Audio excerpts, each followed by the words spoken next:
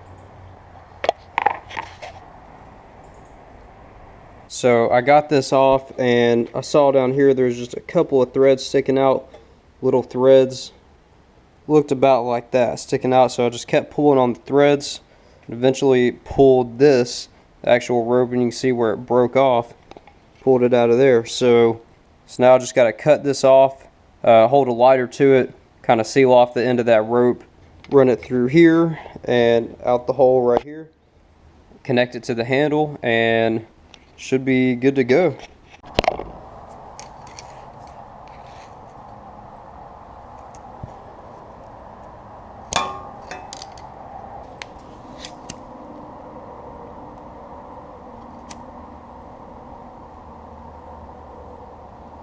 And to prevent this from just spinning back, put a screwdriver in there, or I'm just going to put my scissors in there to hold it.